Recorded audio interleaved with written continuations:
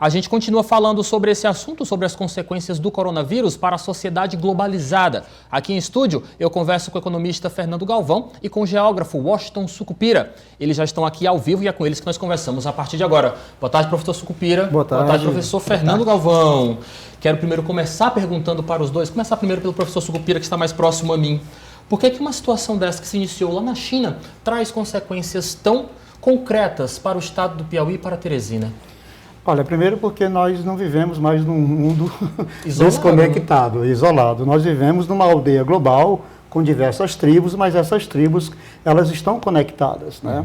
Não só uma conexão do mundo virtual, mas uma conexão física, né? Então, um foco, né, de uma epidemia que começou no primeiro caso lá em dezembro do ano passado, na China, ela se propagou muito rapidamente, muito mais do que outras epidemias anteriores, né, trazendo implicações de ordem social, de ordem política, de ordem econômica, e Teresina está dentro desse contexto. Né? Nós vivemos num mundo onde o fluxo de pessoas circula muito rapidamente, e isso é uma forma, né, de integração, e problemas, entre aspas, que poderia ser isolada do ponto de vista geográfico, isso não existe mais no mundo da globalização. Né? Então, Teresina está inserida nesse contexto. Professor Fernando Galvão, além das consequências para a saúde pública de todo o nosso universo, por assim dizer, para todo o nosso globo, nosso planeta Terra, as principais consequências após a questão de ordem de saúde pública são consequências econômicas.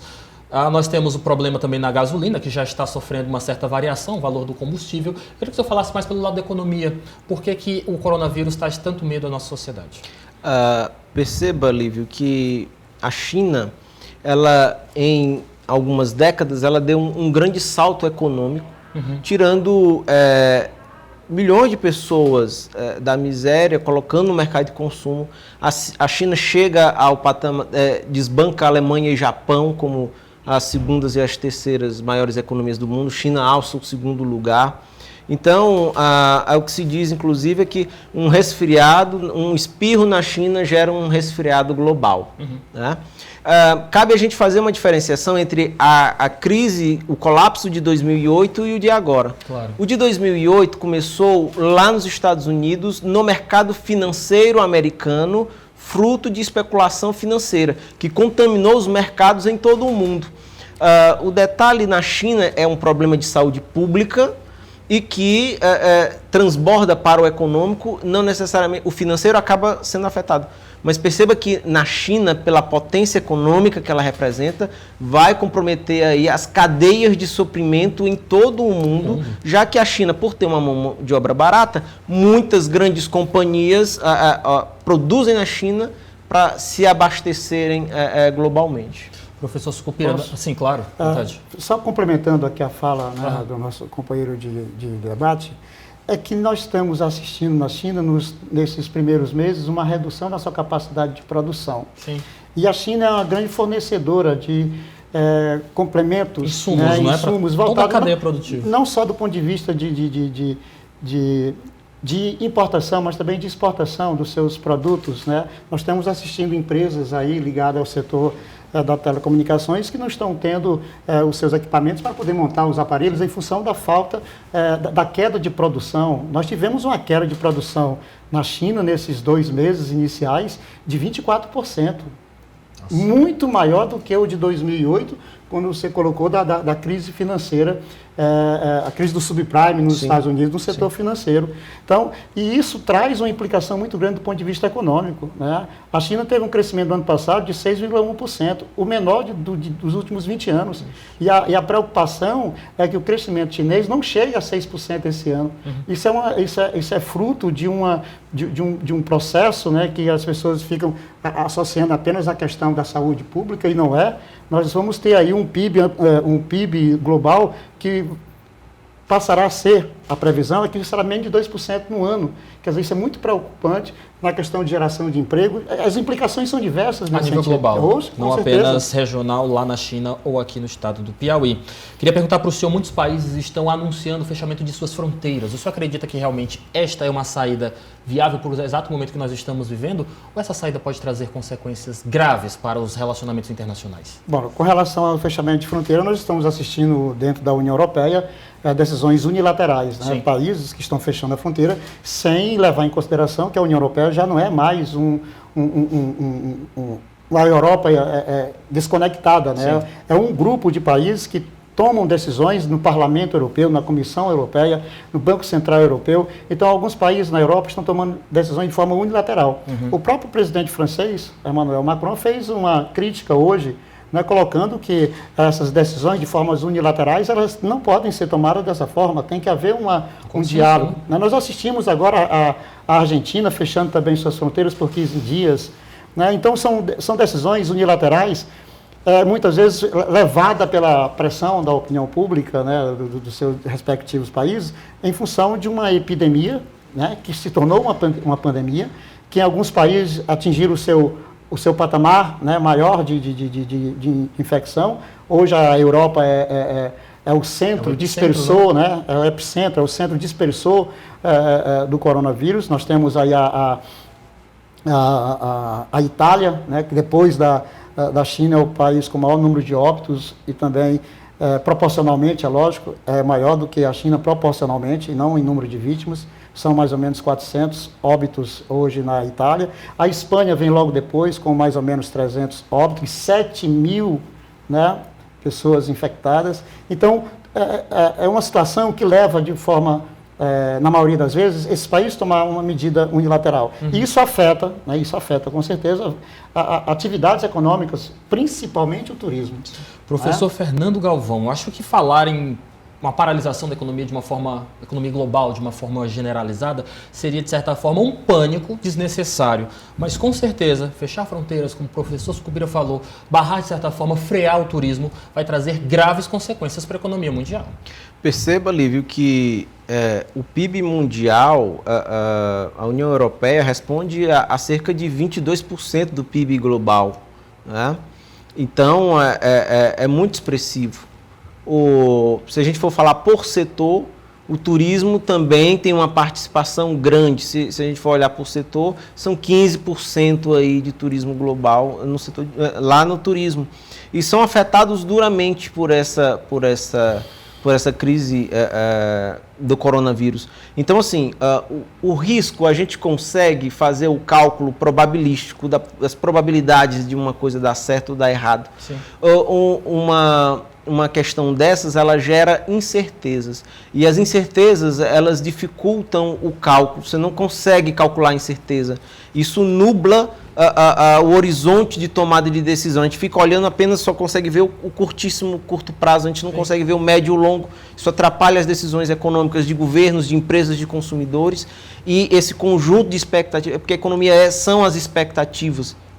Tem um problema grande se a gente pensar em Brasil.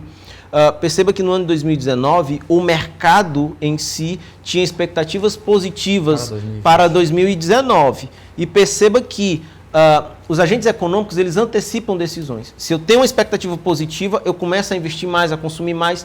Acaba que isso materializando lá no final. Isso não aconteceu. A gente cresceu abaixo do que estava planejado. E ano 2020, a gente já começa com expectativas negativas.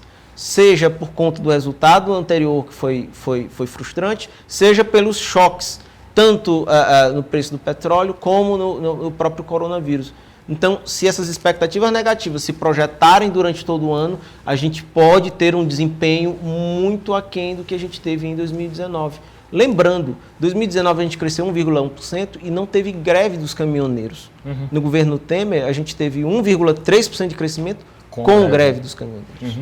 Professor Sucupira, perguntei para o senhor sobre essa questão do fechamento das fronteiras, mas também é importante perguntar para o senhor, olhando para o contexto que nós temos hoje, do medo da sociedade global com relação ao coronavírus, não seria a hora de se buscar uma ação global unificada na tentativa de se solucionar esse problema, ao invés de cada um se isolar? O que o senhor imagina sobre isso? Bom, a ONU está cumprindo o seu papel através da Organização Mundial de Saúde, né, que fez toda uma análise, né, dessa conjuntura de epidemia no primeiro momento, depois uma sinalização de uma pandemia, até que a ONU coloca, através da OMS, a Organização Mundial de Saúde, né, uma pandemia.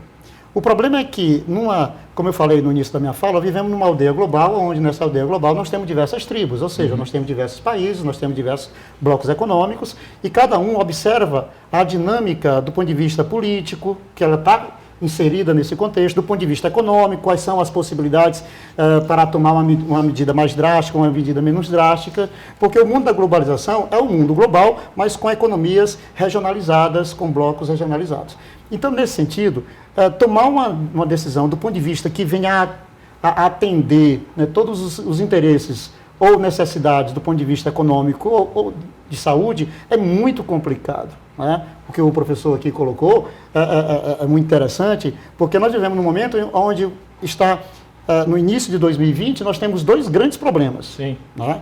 O problema do coronavírus, que, em função da questão da letalidade, se comparado a outras epidemias anteriores, é menor, mas as implicações, as consequências econômicas, elas são muito maiores.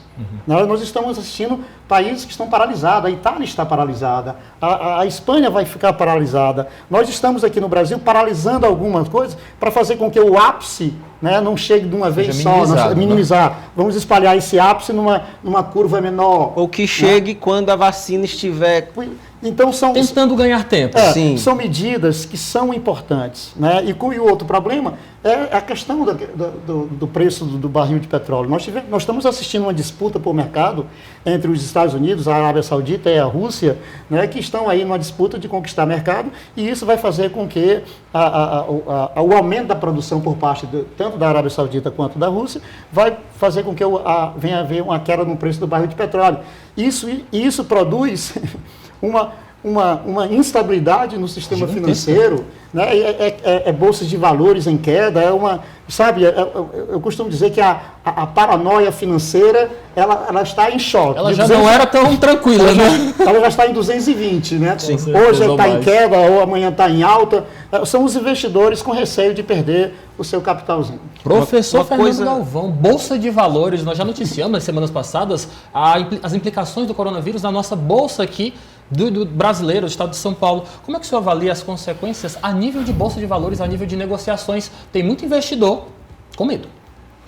Perceba, Lívio, que para um copo cheio transbordar basta uma gota. O coronavírus, e não tivemos apenas uma gota, nós tivemos vários. Tem um autor chamado o Nassim Taleb, em que ele vai falar que esses eventos extraordinários, esses eventos que nos pegam de surpresa, são chamados cisnes negros, né? Eles abalam as estruturas do que está estável, e o coronavírus é um exemplo disso. Esse conflito Arábia Saudita e Rússia é um cisne negro dentro de um outro cisne negro. Nossa. Ou seja, perceba que a gente tem um abalo muito grande na economia vindo de vários lugares diferentes. E, inclusive, essa coordenação ela é complicada, dessas ações que você fala. A saída está em atuar em rede, mas até você construir pontes para trabalhar em rede, com as lideranças globais que estão aí, está muito complicado de se fazer. Então, perceba que nós estamos aí, de fato, no olho do furacão, né? O capital ele migra rapidamente de um lado para o outro através das operações financeiras. As bolsas mostram isso, né? As tecnologias, de acordo com certos interesses, percebam que as pessoas estão sendo barradas de um lado para o outro. Ou seja, essa globalização ela é disfuncional, ela não ela funciona de forma distorcida. Quando a gente olha para o Brasil, é bem um reflexo disso. Nos últimos tempos, você atraiu muitos CPFs para a Bolsa de Valores, né? Sendo que nós já tínhamos uma economia funcionando num ritmo lento durante todo o ano de 2019 e a Bolsa batendo recordes de negociação, volume de negociação. Chegou a 120 mil pontos. Então você vê um descolamento do lado financeiro com o lado real da economia. E essas foram as gotas que fizeram com que a Bolsa Brasileira passasse a sangrar tanto. Há um grande problema aí, porque no Brasil a gente tem um costume muito ruim. A gente privatiza ganhos e a gente socializa as perdas. Né? Geralmente isso acontece, é um padrão brasileiro.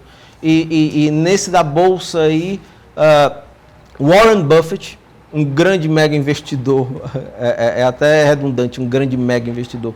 Mas o Buffett ele vai dizer que se você sentar numa banca de pôquer, em 20 minutos você não descobrir quem é o pato, levante-se e vá embora, que o pato é você.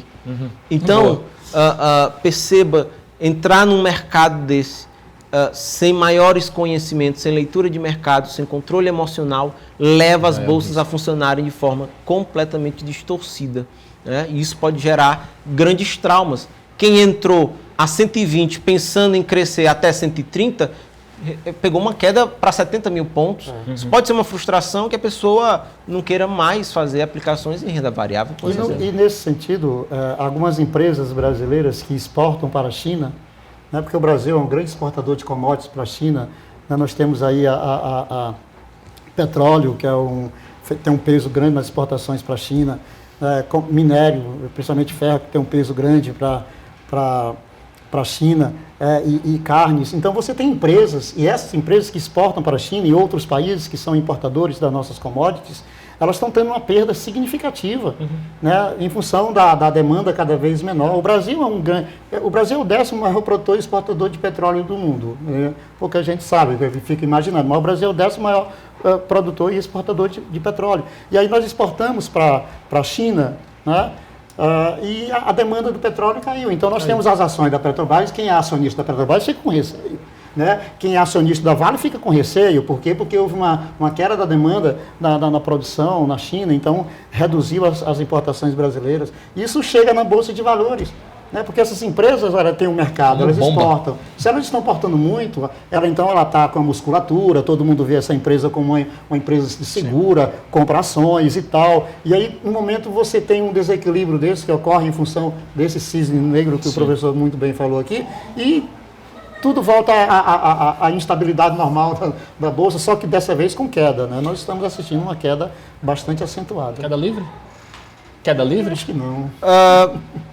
Não há, até entre os entusiastas da Bolsa, ou seja, é porque, de fato, Lívio, para quem assistiu o filme Titanic, antes dele bater no iceberg, ou mesmo depois de bater no iceberg, ainda tinha a banda tocando. Sim. Então, no Brasil, estávamos assim. A banda tocando e o iceberg adiante da embarcação.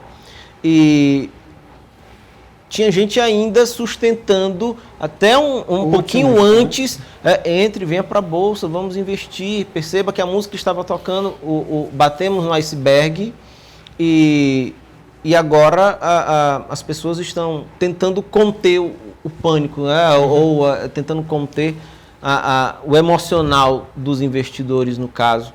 Né? Vale destacar, Lívio, essa é uma crise que começou na saúde pública, desembocou no setor produtivo e também tem suas consequências financeiras. É diferente de 2008. Então, é por isso que ela é tão preocupante, ela pode chegar a ser mais, vamos dizer assim, severa do que 2008, porque ela contamina o motor da economia, que é o mercado. Aí eu quero deixar só uma frase que eu acho que é muito interessante. O mercado privado ele precisa ser motor da economia, mas ele não pode ser mentor da economia, porque isso leva a grandes distorções. Professor Fernando Galvão, muito obrigado pela sua participação. Boa tarde para o senhor. Vou lhe esperar mais vezes, tá bom? Tranquilo. Professor Sucupira, mesma coisa para o senhor. Muito obrigado por aceitar o nosso convite. Volte mais vezes, tá bom? Ok, boa tarde. Boa tarde para vocês Boa tarde e até a próxima.